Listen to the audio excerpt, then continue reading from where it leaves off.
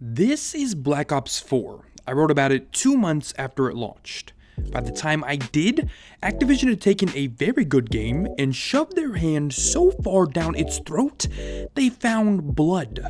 And that blood remained on their hands for a year. I'm telling you this because I can't push that thought away as I formulate this next one.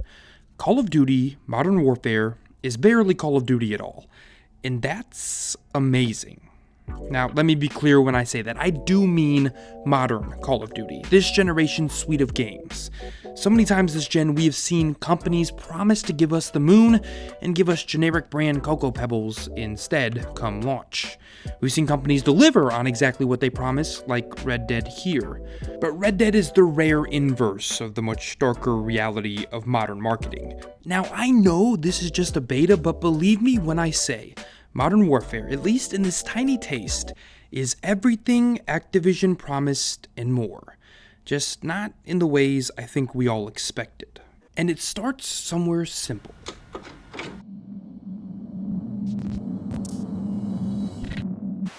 See that car?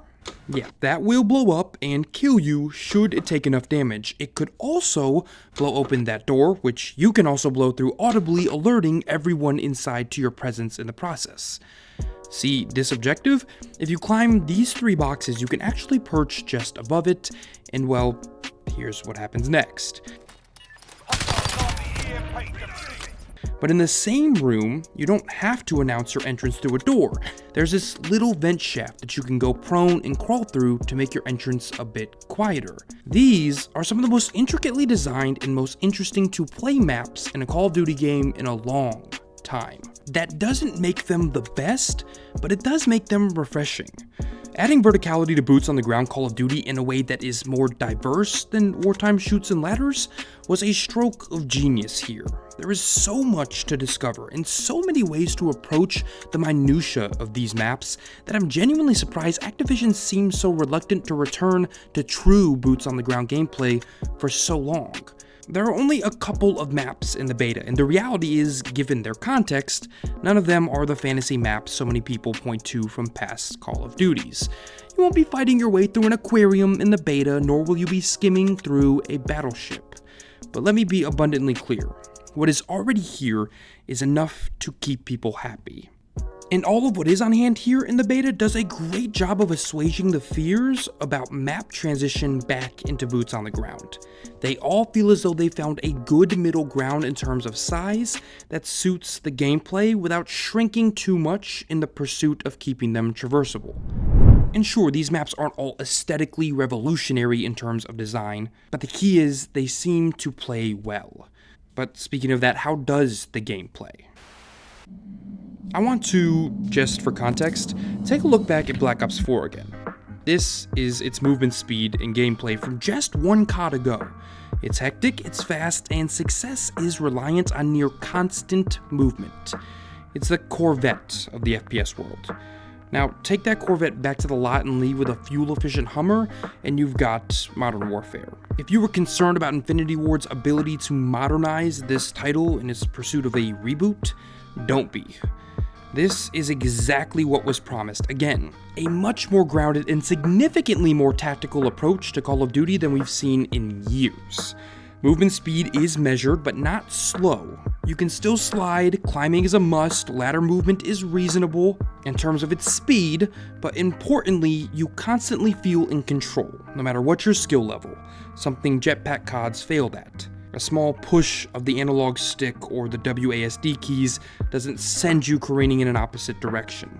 And it is also not nearly as Rainbow Six Siege as it seemed to be during its first reveal. Time to kill is still very Call of Duty, and you can still succeed by strapping up an SMG and doing your best Usain Bolt impression. But now, more than ever, you will pay in open spaces. You will have to think carefully about how you approach objectives, and as a result, and this may just be my experience on PC, but it seems more people are playing the actual objectives as they adjust to these changes. This more measured gameplay seems to be encouraging actual cooperation, which may disappear post-launch, but is nice to see right now. And guns... Wow, do they feel and play beautifully. They don't feel too bouncy, they all offer some of the best visual and auditory feedback in a COD game to date, and they all feel relatively fair. They didn't reinvent the wheel here, they kept what worked. But I do want to reiterate that this Call of Duty, more than any, based purely on how tactical it can feel at times, absolutely does encourage teamwork, especially given the pace at which you move on these more confined maps. You can still fly solo, but operating within a small group of your teammates absolutely gives you an advantage. But I think now's as good of a time as any to address where people's concerns originally popped up. This is Gunfight. It is a 2v2 mode that is purely skill-based. You start a match with a random loadout and one teammate. Everyone gets the same loadout each round. The goal? Eliminate the other two players or survive long enough to cap the objective. 1 life per round. It is phenomenal. Again, let me be clear, this is not Rainbow Six Siege, not even close. It is still very much Call of Duty, but this cage match mode, as COD calls it, is the most even playing field that the game could possibly put its players on. Most importantly, it is maybe the best use of COD's new movement mechanics and gunplay. Here, tactical, team-based play is all that is going to net you consistent success. A team that communicates is at a significant advantage over one that doesn't, and the maps are perfectly designed and suited for this reality. They are the tiniest microcosmic examples of COD's 3-lane map design principles, creating tension without turning the mode into a game of hide and seek. And these maps aren't nearly as interesting as the other modes, however, they don't need to be, they just need to be fair, and they are. But this mode also chases and catches that golden multiplayer gaming unicorn. Regardless of how good you are, or whether or not you're working with your teammate, it's still fun. The rounds fly by, they are fair, and there's no one to blame for your lack of success but yourself, which needs off any creeping frustration. This is an entirely skill-based mode that manages, even when you're dying, to remain interesting and remain enjoyable. But I want to lump something else into this section. In Gunfight, you don't get to pick your class, but outside of this mode, classes have been refined, or better yet synthesized, down to their bare essentials. And I want to applaud Infinity Ward for the changes. They're going to make a lot of people mad. Not everyone will like them, but I think they very neatly fit the mold of what the game seems to be attempting to accomplish. Each weapon can have 5 attachments, but they aren't gifts. They all offer something while proffering a serious drawback. And we've seen this before, it's not entirely new. Do you want steadier walking aim? Well, say hello to slower movement speed. Faster ADS? Well, here's more sway. But this give and take is in combination with a simpler perk tree and the new field upgrades. And when all of these are combined, you have a system that allows you to more easily manage your classes while still diversifying them. Even if this changes at launch, which it seems it could and maybe will, I wouldn't be heartbroken at all if this particular class system stayed. But speaking of heartbreakers,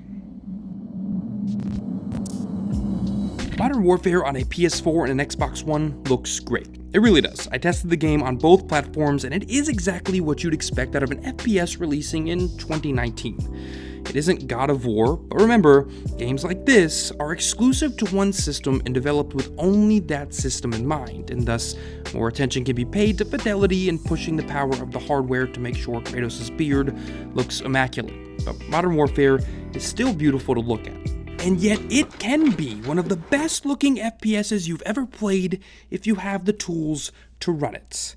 Modern Warfare on PC blew me away. That is not hyperbole, I was stunned. And this is in part due to having set my expectations so low, but when everything is turned to Ultra and the resolution pushed past 1080p, the game's presentation becomes remarkable. The work Infinity Ward did here is nothing short of superb. Puddles reflect perfect images and ripple realistically. Textures are borderline photorealistic, like glimmers off of the barrel of your shotty, and colors look straight out of a Transformers movie. Now, unfortunately, a lot of reviews skip over this part when talking about games, but to get it to look like this, you need both a top-of-the-line processor and graphics card in your rig, both of which can be stupidly cost prohibitive. But if you have it, do yourself a favor and just download the beta. That's not to take away from what the game accomplishes on consoles. Again, on consoles the game still looks and runs excellently, but that's another point in the game's favor. The beta for me has been smooth as butter technically as well. I've had zero connection issues, zero graphical issues, not a single glitch or error. It's almost shocking how well it's worked. I do know others that haven't had quite the same experience, but I can't speak on that, I can only speak on mine. And this is even more miraculous given that this beta is entirely crossplay the weekend of this video's release. That means PS4, Xbox One, and PC players all playing together, which also works well. The beta does recognize whether you're using mouse and keyboard or controller and does seem to try to group you with similar players. And who knows if that solution is a good one for future long-term crossplay games, but here it's worked. However, well, you know the drill by now with COD. You knew this was coming. I'm going to say this loud and as concisely as possible. The beta has been great, but we have no clue what Activision will do to this game come launch. We have no clue what kinds of predatory systems they'll jam into the game before or upon release. We have no idea what the inevitable microtransaction scheme looks like. We have no clue how they'll attempt to manipulate progression. We are flying blind when it comes to the final product. I want to believe that this game will be exactly what it is now come launch and post-launch, but I've been burnt so many times by Activision at this point, it would be irresponsible to pretend that a similar burning isn't possible. Remember Black Ops 4? That game launched and spent its first month and its review cycle free of predatory mechanics, while its developer and publisher promised no loot boxes ever for its player base. And then, well, Activision stuffed the game full of them once reviewers had moved on. I'm not insinuating that any and all excitement is wrong or unwarranted, but it should be measured. This is not CD Projekt Red or Naughty Dog. These companies have not earned trust. This beta has earned its hype, but the game as a $60 product should still be viewed through a lens of at least mild trepidation. I will say, however, that I'm unsure how hardcore Call of Duty players are going to respond to the game regardless. While I like what I'm seeing, there are certainly enough changes here to ensure not just an adjustment for players, but a group of individuals that, if they don't now, will come to despise what the game has become. There's a lot I could see other people disliking, especially because this return to form is a whole lot of the player base's first real exposure to modern warfare. We can't forget that this franchise hasn't reared its head in an entire generation. The COD base is now filled with new players, kids who've never owned a 360 or PS3, and people that just got around to the franchise, or maybe missed Modern Warfare Remastered, and thus will judge this game in isolation of what it's supposed to represent. Look, I quite literally could not be more impressed with this beta, but it is just a beta.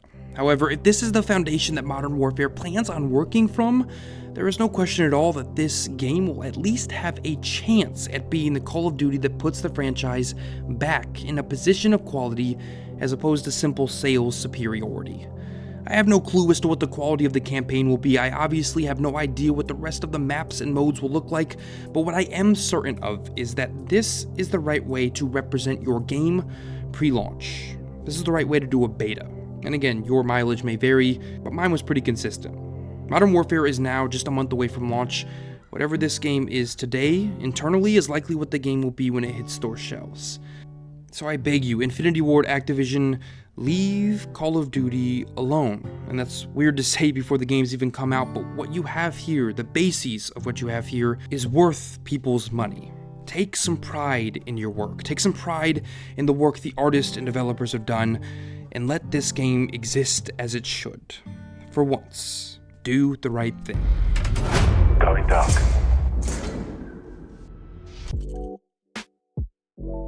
That is it for today's video, guys. If you enjoyed this video, press the like button down below. If you haven't yet done so, press subscribe as well. I put out more reviews, content, videos about gaming and gaming only twice a week or just whenever they come, so press subscribe so you don't miss any of that. A quick update for you guys that are wondering, I will be getting around to Gears 5. I've been pretty enamored with this beta, if you can't tell, so it's kind of taken precedence. That and Borderlands have taken up a lot of my time, but I'm getting to Gears 5, I promise. But I would like to know down in the comments, you know, I've been gone for 2 months. Are there any games I missed that you really want me to cover? Do you want to hear about Greedfall? Are you interested in the Zelda remake?